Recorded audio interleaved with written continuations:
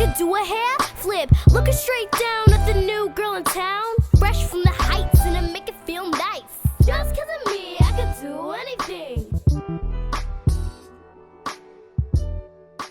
Hey guys, it's your girl Lasagna Lopez here at ShyftUPodcast. I got my girl over here, T Boogie. Yeah, she's co-hosting with me today. Man, and we had the incomparable Damon Thomas, 5-time Grammy Award winner.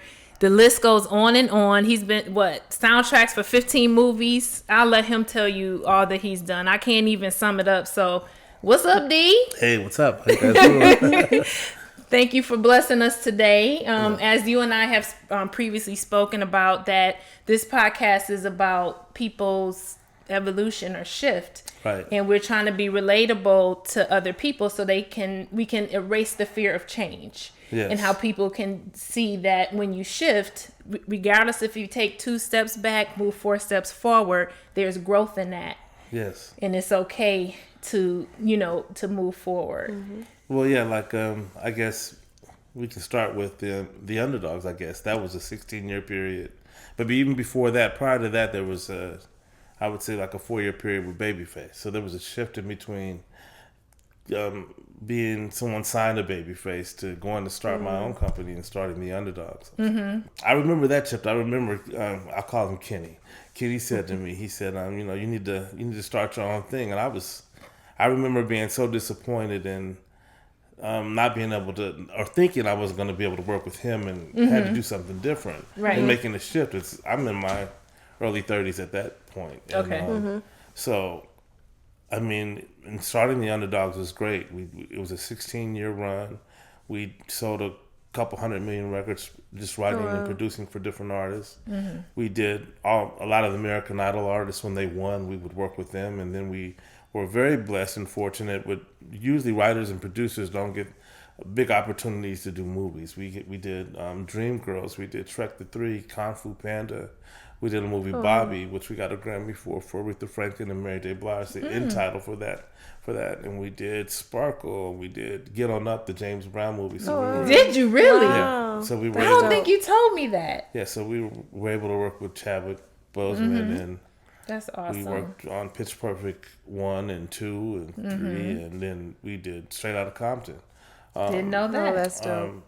And and others, so we were fortunate enough to work on the music for those movies. Like, for instance, Dreamgirls, it was 61 pieces of music, I think, when it was all said and done. And wow. That was our first movie. It was really big, and it wasn't Soul Plane. Not to diss Soul Plane, but it was a big opportunity. No, we get it. It was major. It was a big, It was a major film. So we started off there, and we kind of built that business. And I think after we both kind of split and went our separate ways, for me it was sorting out. At first I thought, maybe I want to continue the production and songwriting thing, and then. As you take that break, and this is right before COVID, as you take that break and you sort out ownership and having ownership in our business and understanding that, hey, if we made, if the Underdogs made, I'll just throw out a number, if they made $50 million, then someone else made $500 million because you really don't own it. Right. You know what I mean? So for me, it was like, okay, well, let me figure out how to have ownership in something, and that's the common awesome. thing that's that it. we've been talking about is ownership. I because think we don't own it. Right, we're realizing that we get that freedom, whether it's financially or creatively for yourself, with ownership. And I feel like you can say this or not for yourself, but for me, I was taught to survive, and I'll say this every podcast. I wasn't taught to necessarily prosper, right? They were like, get you a sound degree and career, pay your bills, good credit, buy you a house. Right. But when it comes to entrepreneurship, that wasn't really necessarily enforced, because I don't even know if it was on the radar of that generation, because they were taught to survive. Right. That's right. And so I think that now, with me making the shift, during the COVID period, I realized just how important it was not to just be a doctor, to just be a surgeon, but to have more control of every aspect of my life. Yes. So that's where this was birthed.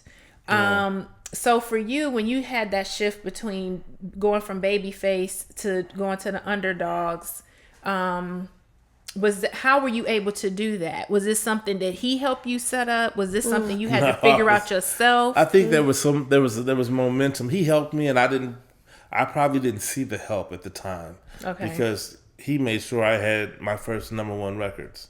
So at that point, you're hot. You know what I mean? Yes. So if you can't figure it out from there and sort it out, and you're already in the industry, you're known. Right. If you can't figure it out from there, you know, you probably shouldn't be doing it. And I think it was a test also to see if I was able to do that, because we're still close today. So good. And we've written songs past that point. Even when we were the Underdogs, he wrote with us on things. So and we still work together to this day. So I'm fortunate enough to have that relationship still. Right. But yeah, it was at first I was, you know, disappointed, but then when I realized, hey, I can do this, you know, I started my own company, and boy, do you learn a lot through that first company. You learn, you know, you go through a lot, you learn a lot. You know, I will say this to you, in trying to build any business to young people, and whether you're doing music or you're doing a doctor, if you in that business, if you find out that, hey, someone got you, like they took advantage of you. Right. Do they do that in the doctor business too? What? Okay, so I could in the doctor business, absolutely. Shoot. Yes, absolutely. You know, once you realize they got you, you could spend your time and focus your time on being upset, mad, and trying to go after somebody. But if you gifted, God gave us all a gift, all of us sitting here. Yeah. You can turn that around, and you can make the decision at some point that, hey, look, they got me. You know, Right. I'm going to do something else positive. I'm going to learn from that. I'm going to learn from that. Right. You know what I mean? You can't, time is more valuable than money and everything. Did you read That's my right. blog? No. I said time is our most valuable asset. Yes, it is. It is. So if we spend our time, like you said, looking at the negatives and saying, okay, you got me, you won that one, Yeah. right? It's That's not right. even worth the battle, because No. you have so much more greatness ahead of you. And I think that's where right. I'm at. You You'll know? spend 5 to 10 years chasing somebody Right. that did something and trying to. Maybe you get rewarded at the end of 5 or 6 years, but that was 5 or 6 years that you weren't making music or building a different business Right. or doing something We're different. doing Or something. moving forward. And I believe in just moving forward, and That's awesome. and that's how I got to Thomas Crown. I just, you know, I wanted to have. And that's the name of your current label, Yeah, Thomas Crown. Thomas Okay. Crown. So that you know, doing it, and I wanted to do it in a way because, you know, like you hear all these stories. I'm sure you guys have seen TLC and these stories and different. I wanted to do it in a way where, you know, there's enough money in our business. When you look at it, you know, I think it was a couple of years ago during COVID, they said $17 billion was made, and only 12% was paid out to artists and producers. And Really? when I realized that, I Wow. was like, I gotta own it. You know, Yes, 'cause- Right, absolutely. So if you think of someone like the Baby from Cash Money, he owns it. He's always owned most of it. So, you know, like he was, you know, like if you think about a R&B producer or a pop producer, they're supposed to be the ones that own it. Yeah. He was Right. smart enough to own And it. Master P too, right? Yeah, he owned his as Yeah. well. So they owned theirs. And, you know, you think hip hop, oh, they don't, you know, no, it's not true. They were smarter, much smarter than all of us. So I said, well, hey, it's not too late to figure out how to own it. I know. Right. You know what I mean? So you make the music. Even if you think about Prince's argument, he said, hey, well, if I own the studio and I make the music, shouldn't there be a different deal that I'm able to make with Warner Brothers? And Warner Brothers didn't want to make that deal because, you know, and they should have in hindsight, because even if they were making 20% of Prince instead of 80% of Prince, They look at It's how still much Prince. money. It's still- Passive income. yeah, That's you know right. what I mean? Because they didn't That's have right. to do anything. They didn't have to do anything. Right. So once you realize that, I look at my writing and producing as like, I'll give the music away for free so that I can own the makeup brand and the doll brand and whatever else I'm doing. Right. That I can, you know, the music, God gave me that gift, but I don't even pay attention to that gift. I'm Really? blessed. No, I do it and I'm good at it, but I'm really trying to get to this other things that you can do. And we Absolutely. always think it's about just, hey, I need to make a hit record. Or I need Like to being do this. one dimensional. Just tunnel vision. Yeah. I got a girl group. They're getting ready to come out. So, and it took 2 years to develop, and it it's 5 girls, but we went through maybe 4 other girls to get to the 5. Right. And then we got then it's the rehearsing every day. So all of these things. But they don't develop artists anymore. We do. And there's that's the gonna difference. be the That's the difference. So the difference, and they don't do it, and that's why you don't have a new edition. Or, like I have the name for the next guy group we're going to do, and I don't even have the guys, but I have the name of What's the the brand. name? Can you tell? Heartbreak. Heartbreak? Yeah, it's going to be like New Edition meets Backstreet Boys meets NSYNC all together. But I want That's it to be awesome. diverse. I don't want it to be just black boys or just white boys or just this. I want it to be A diverse group. Okay. You know what I mean? And Y'all hear that? That's the call out. When can they do auditions for the group? ASAP. If you know somebody, you get a piece. That's what I'm saying. Find me. I'm looking for 5 guys. So I'm going to do that. And the same way we did the girl group, Expensive. So Okay. And it's exciting.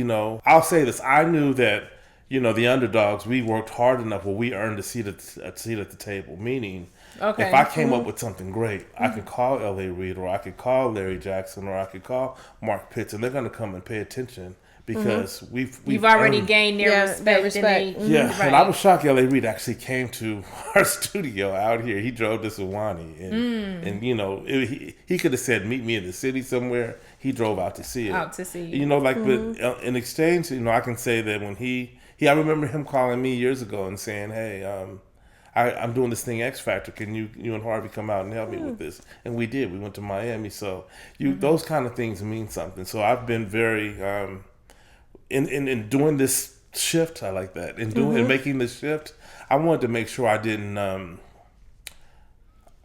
call anybody too soon. I wanted to make sure that I had. That you did all the background work. Yeah, I had to do the background. So you came Being prepared. So we talked about being You prepared. gotta- Ownership. We have a common theme with all the things we've been talking about. Now, before you even worked with L.A. Reid, what were you doing before that? Like, how did that shift occur?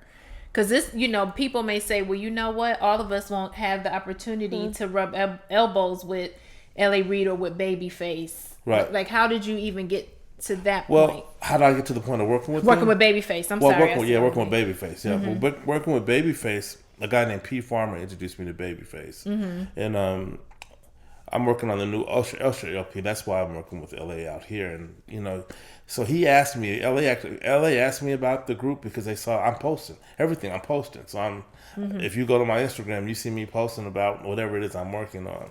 So he inquired about it, but Babyface is the person that I work with and met first, and he's family to me, And then I work with Kevon Edmonds, his brother, in After 7. I don't know if you guys know that. Oh, absolutely. So Yes. him and I are super close. Yes, So, definitely know. This, After 7. I've known. So them. did you grow up in the industry, or do you Me? have family members that were in I'm the from industry? Kansas City, Missouri originally. I'm really now from LA because I ran LA pretty much for 30 years. Right. But I grew up in Kansas City, and no, this is God bless me. I mean, my mom worked at. How did it start? My mom worked at General Motors, and she was a supervisor. So she they had to go to Tarrytown, New York, my senior year in high school, and she bought me a studio when I was like, I don't know, 13. I had a full studio in our house, and I took piano lessons since I was 5. Oh wow! So and I wanted it. You got to see his fingers, girl. Dude is a monster. Yeah. So I wanted it. It's something that you. Now that I'm older, the songwriting thing and being able to sit down and just write a song, that's not something that you can be taught. It's such a gift from It's God. definitely a It's a gift. gift. I see how you and Jay work together. Yeah. It's a gift. He's gifted. It's just abnormal. Yeah. Jayla's like that. Who? Jayla, my oldest, It's a gift. I'm at all. It is a gift. Yeah. He used to be like, I'm at all. The fact that you can operate on people, I'm like, no, I'm at all. I'm in all that. No, because the creativity is like, where does creativity it is come different, from? Like, what inspires you to do it? How do you? Is it? And where do you get your he told me inspiration? sometimes it's a word. It could be a word, or where do you get your inspiration from? It just won't stop coming. It just comes. That's dope. It won't. I think because I've accepted that God gave me this gift and I'm doing so much to help younger people that it just won't stop. Once you accept that, not to go all biblical on y'all. That's just. I'm spiritual, Yeah, and I for have sure. listen. I have no shame in that. Yeah, I feel like that's. I feel like I'm a better songwriter and producer today than I was when I was 30. So I just, and then I've also gone through 3 cycles of music. in my career. So when you're 30 years plus, you've seen things change and you see it coming back. They've been shifting. It's shifting, right? So, there was the Spice Girls in the 90s. Now I'm doing the new version of what that is now. Okay. Coming off of, if you think of, we had NWA and all that stuff happening. And now with hip hop, it's like, oh man, it's tough, because, there's so much to me. I love hip hop music. I love all music, but I don't like to see our young people die or get killed or anything like that. For sure. The messaging is just different. Yeah. So I think that's turning around. I think there's a shift in that as well. And I think people want something different out of it. It's music. So I think that I'm leaning towards top 100 music and doing things that can be positive. Like, I can't really name artists on here, but certain artists you want your kids to be able to listen to, they can't listen to that album. So when you say you like to help young kids now, what aspect are you doing that? As far as your work ethic, as far as the craft? So our second artist will be Nasser. He's the young man that I met, my partner's son. And we beat him up. It's not he got it tough because he is Montef's son, and he should have been first, but he's coming second, and he's happy to come second. But it took that little bit of extra work for him to get there. It wasn't, and I'm proud of him because he did the work. You know what I mean? Because we weren't going to just let him do it because we started a label. We're in it now. Right. If you're going to do it, we can't. I said to every artist that we work with, my reputation is great, and my reputation is your reputation. You represent me. I can't go, introduce you to someone or go make a deal with someone if you're for not you together. If you don't have it all the way together. Right. So over the last 6 months, as we knew we were gearing to do the girls, he had to do the work. And being there for them and watching them go through the artist development and telling them, hey, that's corny, or you can't do this or do that. That's all part of it. But and how are you keeping them focused with them seeing what's out everything there? Else that's going everything on, is out, and them having the faith to believe in this is what's going to give me like trust the direction. Yes, trust. I would say it's our. I've been blessed enough. Montef is great at doing things. Talking to the artist, sitting down with them, keeping everybody on the same page, and Christine is amazing. These are your partners. Yeah. Okay. She's amazing. Like I didn't know, starting a partnership with Montef, I didn't know that she was going to step up. She's there with the girls every day for 8 hours while they rehearse and while they do this. After she does her day job that she's not going to be doing for much longer, but she's doing that. Everybody's making that sacrifice so that we can have ownership. So where you can focus on the artistic part. Yeah, I can do all the other things. And they're doing that. So that's just showing the importance of. So you're showing them the importance of collaboration. Yes. And to pretty much stay in your lane, Stay in your lane and trust the process. And trust the process and work together. You can. We all have to trust each other in that. We've all look. You have your growing pains with that because in the beginning of that.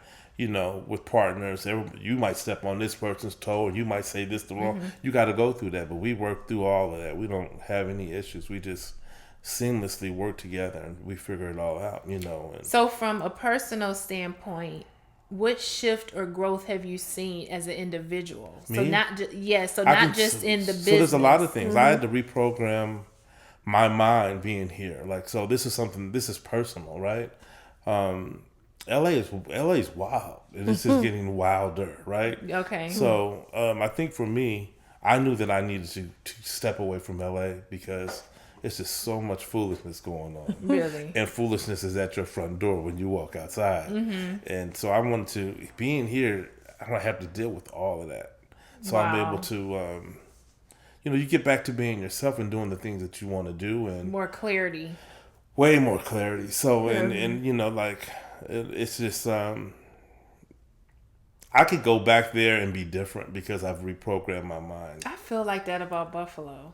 Yeah, I can see that. I don't want to. I would never want to go back to live. That's my hometown. Yeah. But I feel like if I did go back there the way I am now, my experience would be completely different. And you see it differently. And you see it differently. I see things differently. I see the stuff a mile away. But when you're in it and you're making money.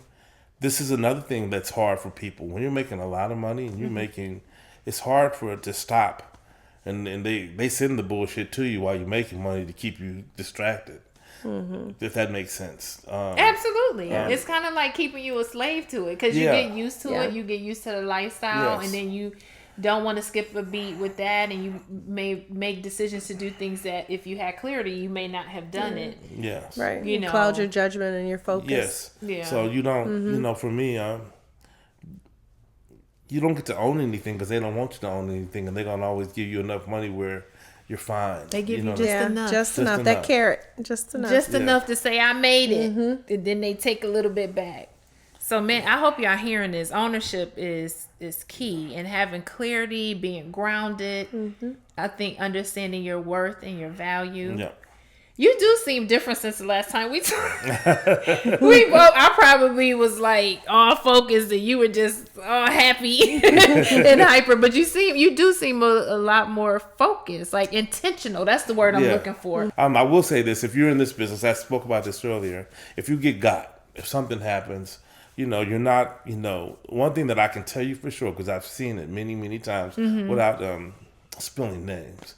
I think that if something bad happens to you, if you're able to forgive and move on, first of all, it's gonna benefit you more. A lot of people probably be like, I'm not gonna leave that $10,000 on the table. I'm not gonna leave that $100,000, whatever that you've lost on the table. I'm gonna go after that. Yeah. And you're wasting your time. When they got you, especially in our business. It's tough. Because you'll spend months. And the amount of time that it takes you to hire a lawyer, pay a lawyer, sue somebody, go through the process, you could have made $1 million trying to go get 100. And you're only draining yourself through the process. Yeah. And you're spending your money. Yeah. So I believe in forgiveness, and I believe that I've seen enough things. I've seen people do things to me, and I've seen the craziest things happen to them without me having to be involved. The whole thing that we say in church, let go and let God. God will handle those things, I believe. And if you're really if your heart is in helping and doing things and trying to do stuff for others, you can't be focused on that, because all you're going to do is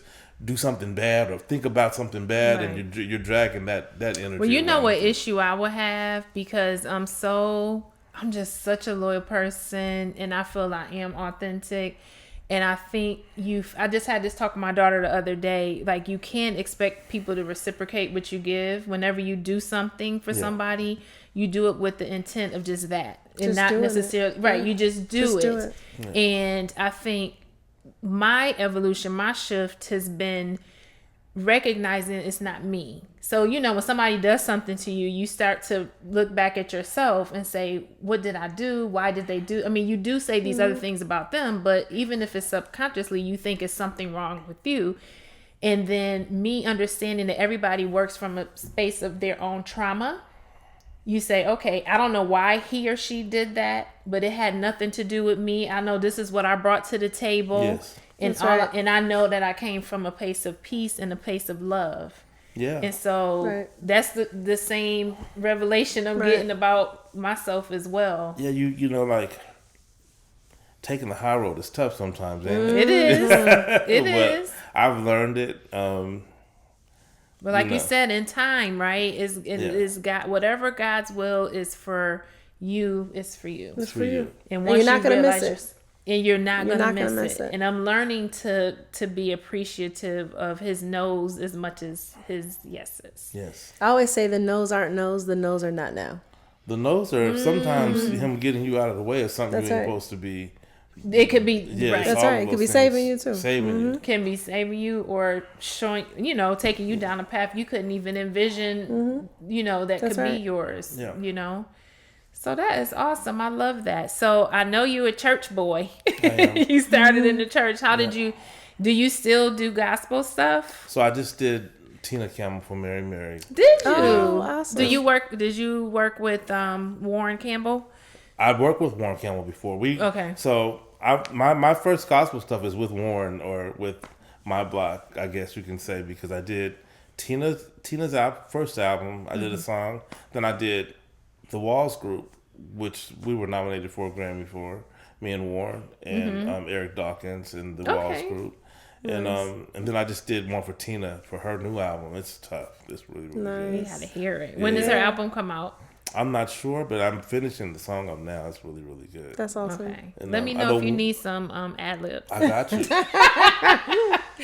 yes, the answer to your question is, it's funny that the gospel business might be tough or something to get into, to break in. Even really the gospel industry. It's tough. Yeah, they tough. Okay. It's tough. So Warren and Tina, they bless me. Because you gotta awesome. Get somebody to get you in there.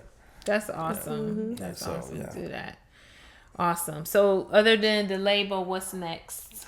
Just working on different projects, working on Usher and stuff for Chris, and just the regular list of the top 100 list of people that I can grab that I would like to work with. The thing about starting a label, I get to pick what I want to do outside of. I'm not like in the race of let me work on everybody's project. I'm picking the things and tell me the difference. Is it because they're more so coming to you, or how is it that you're not in that mind frame? I'm not in that mindset because I was in that mindset before, and it takes a lot just to do that, right? Like I would rather, from a business standpoint, I like the K-pop. Right. I like that. I like going over there because the business of it is great. You know what I mean? If you could sell records still, physical copies, I love it. So I do some of that. I just kind of pick, I don't, there's no rhyme or reason. I just kind of pick the things that I want to do. I mean, if I got to work with John Mayer tomorrow, that would be cool. You know what I mean? I would love for you to work with John Mayer. So you try to, I don't know that that'll ever happen because he is awesome. But, like I would want to discover the next John Mayer maybe. Right. Those type things. Right. I mean, you've always had like a diverse, selection of people. The people. Yeah. So that's definitely a blessing. Yeah. What else was I going to ask you? So I know you talked about your mom getting you the studio, and then I don't know if we finished talking about how did you get from Kansas City? Okay, so my mom going over to LA. She was a supervisor at Terrytown, and some of the guys that worked on the line that actually built the cars, they were working in Uptown MCA Records. Okay. So she said, they were talking about Mary J. Blige, and Mary J. Blige, they were managing her, but nobody knew who she was at this point. Okay. And so my mom said, my son, he does music. You should hear my baby's music. The words, and they laughed. And then I sent her a tape, and they heard the tape, and I got my first deal was at Uptown. Before. Oh, wow. So when I graduated, I flew to New York. When you graduated from high school? Yes. I mean, I got off the stage and went to New York. Wow. So it was that transition, and then I was there for 3 months, and then I went to LA I had a group. And we recorded an album, and that's the rest is history. Just took off from there. The rest is history. Yeah. That's a blessing. Yeah. So God just kept opening your doors. And my mom was very instrumental. Like parenting is key. If I don't think that they thought. I know she believed in me because she spent a lot of money on equipment. Costs different then than it does now. But I would say what did she buy? Like 82, 83? She bought home maybe $60,000 worth of equipment. Wow. Without telling my dad, he just we came home with it, and he was like, "What is this?" She's like, "My baby's making music. Like the future. Baby's making music. That's called the future." That is awesome. Yeah, so that's kind of. She told me later it was her electronic babysitter. She didn't have to worry about me. I wasn't doing anything. I went to private school. I was right. So, what advice would you give anybody, not even just young artists, as far as trying to get into the industry who may not have those connections? Because that was like the steps that you made. That's rare.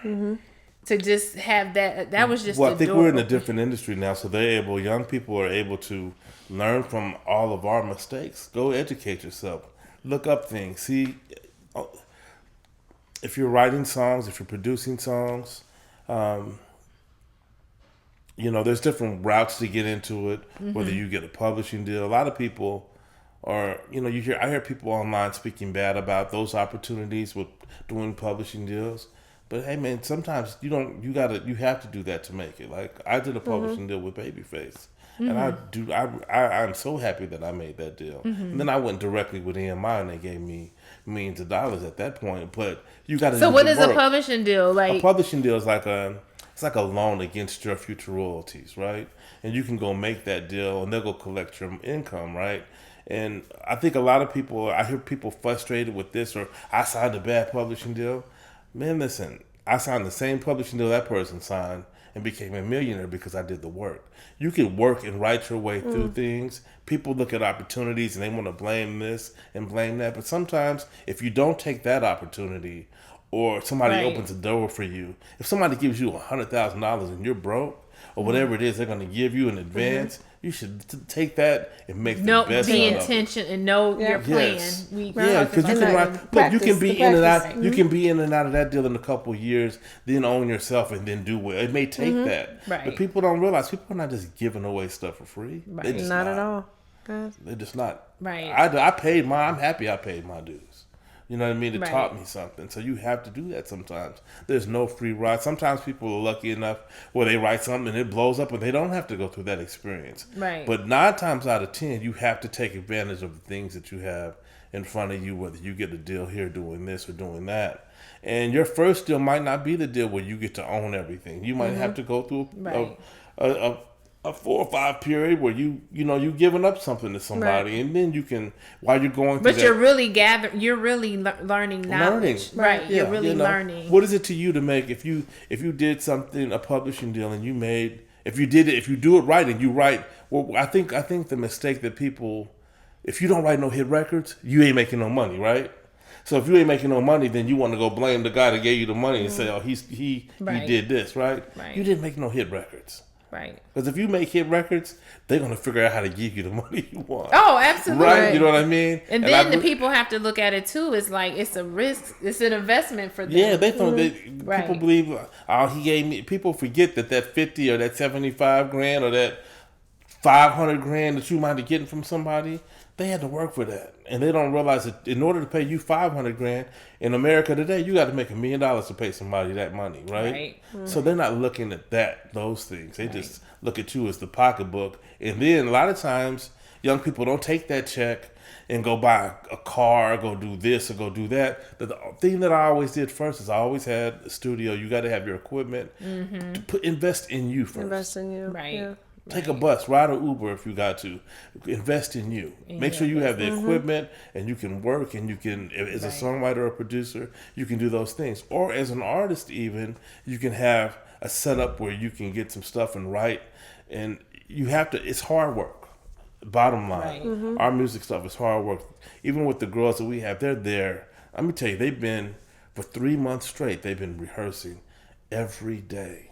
Wow. But people don't realize the work that it takes in order to prepare them so that we can go get the proper situation so that we can put them out. And everybody's giving, even us, we're making I can't really say who with, but it's coming out this year and we're making a major deal. But it's an ownership deal. You know what I mean? Like, we'll own it. Of course, who we're partnering with, they gonna own it. They'll own their piece. We'll own our piece, and we're making sure our artists own a piece of their business. That's going to be a game changer. Right, yeah. for sure. So for us, we don't look at them as like they're the next girl group. No, you guys are a brand. So it's not just about music. It's about empowering these young women so they understand. So that's where you're because remember I asked you, how do you feel you're helping make a difference? That's where the difference is. Yeah, I'm empowering them. I want them to be wealthy. You have to, people are so, from what I've seen, when you just take it all and you're greedy, you don't get all the blessing anyway. If you make sure everybody's good, I'll have the next group and the people lined up ready to go make a deal with us. So this is the thing that is in medicine. You can tell me if this is in your industry, where we may have these individual conversations, and even those who may not talk about it, you know that we're getting pooped on, shitted on. You know what I'm saying? And they, whoever you want to say they'll give a select few something to make them feel important or enough money or whatever to keep us divided, right? Oh yeah. To use them as pawns and manipulate whoever they can manipulate. So if you have someone vocal like me, you, they're not going to give us that opportunity. We're the ones that's going to get targeted. But when we realize the power that we have, the talent that we have, I mean, all of this music stems from gospel music. It does. All of You it. know what I mean? I believe like that. where all of it, Jayla said her music teacher told her that. No, She I goes know. to a I predominantly can white show her. Yeah, You know, it it's stems really- from gospel music. So we have all the elements culturally and just innately we have it, and somebody else is capitalizing off of it. Yeah. So to talk about generational wealth, legacy building, ownership, this is what ShyftU is all about. To get people's minds thinking about their value. Yeah. And how do you regain your power? How do you empower yourself? Because, I mean, it's enough for everybody. There is. That's what I've learned. But people pride themselves off of having more. Yeah. Right. You see what I'm saying? Right. Instead of focusing on That's their right. happiness and being grounded and, you know, being an example or a mentor or helping somebody else. They want us to be us and then them. Yeah. Like everybody can eat. Everybody can eat. Everybody can eat. Even for me, so let's go back to songwriting and producing. If you're in the room with me, like producers get a fee, right? I don't normally, years in the back, producers didn't have to pay a writer to write on a song. If you write with me, I'm paying you, period, out of my fee. And that's different. I just believe that, first of all, you writers are just as important as producers are. And I think that there's this whole thing that, whatever, that's the way that it was. You don't have to continue doing things the way you don't. that they were. Because writers are, I mean, being married to a Yeah, writer, yeah. a songwriter, yeah. Yeah. I mean, that's taking time. It does. I mean, if you have a great songwriter, the intricacies of it, you know, that takes time, and that person needs to be paid for their time. It's not just, okay, if this record is going to make it. No, I'm working right now. Yeah. You know? Yeah, because it's like, there's two parts of a song, and I can do both. So there's lyric and melody, and then there's composing the music. And a lot of people think that, what I've learned in Atlanta, they think, oh, you're the producer, or he produced it, and then if the writer is separate, he wrote it.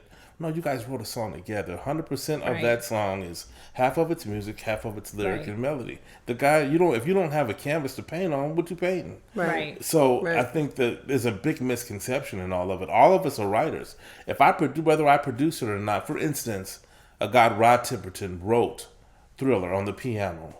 He gave it to Quincy Jones to produce. Now Quincy Jones produced it. He's not, but this guy wrote the music and the lyric and the melody. Okay.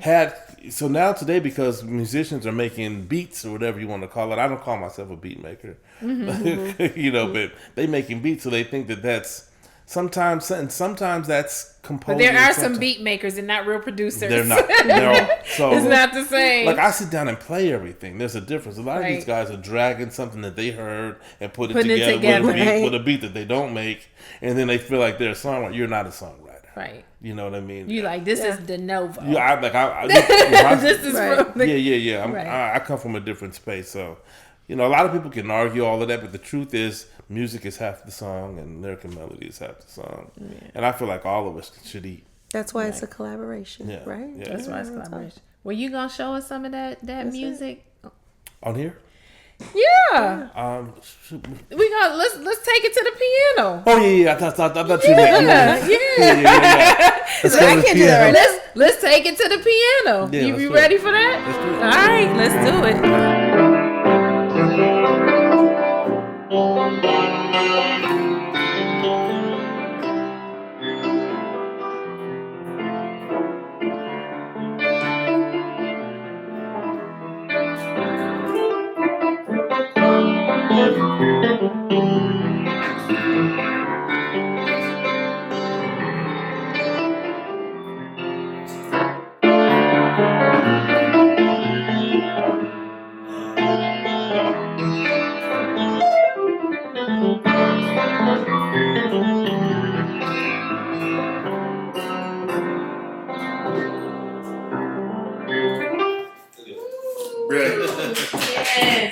Listen, it's been lit. beyond a pleasure, having you here. An honor. I'm so glad to have met you through my husband. Yes. Brilliant. Absolutely. Brilliant. He's done so much. If you could close with just some bullet points on just people in general, just from your experience artistically and individually, just some pearls. So people's wheels can get turning with shifting. So they can, whatever space they're in, whether it's shifting a relationship, shifting a career, just some pearls from personal experience. I'll say this. I believe that we need the business as it is. Mm-hmm. But I believe that there's a piece of us to own in it as well. Like, so I don't want to send like there's no hate message with me. Like, I don't hate the music industry. I love it. It's blessed me. Mm-hmm. But as you earn your way through it, figure out a way where you can get a piece of it too. Right. You know what I mean? You don't have to say it's not a white or a black thing or a Latin or Asian thing. It's anybody can own a piece of it. And you want to own your piece. You want to be able to leave that publishing catalog for your kids, or leave this thing that you own, that legacy. That's it. Mm-hmm. You know, you want to begin to. This is a place where you can make a lot of money and begin some generational wealth. So, me being on the second half of my career is all about giving back. I'm different. You know, like I've already earned my spot and earned my seat at the table. So now it's my job is to give back. If you're in my space, you should be trying to. If you're my age, around my age, I ain't telling my age, but you can look it up. 25. But, 25 times 2. Yeah. So if you're around there, you should have a different headspace. You should be trying to give back and do things for others. And I think you'll be even more blessed by doing that. That's what I've learned about that. Absolutely. You know? Absolutely. Well, thank you. Yeah. I concur so with that. And can't wait to see these groups that's coming out. Yes. You let us know. We're going to be right there. Any concerts, any red carpets, any I'm there. I'm your girl. We got you. Okay. Thank you. I appreciate so much. You. Yeah. Thank you. Fresh from the heights in a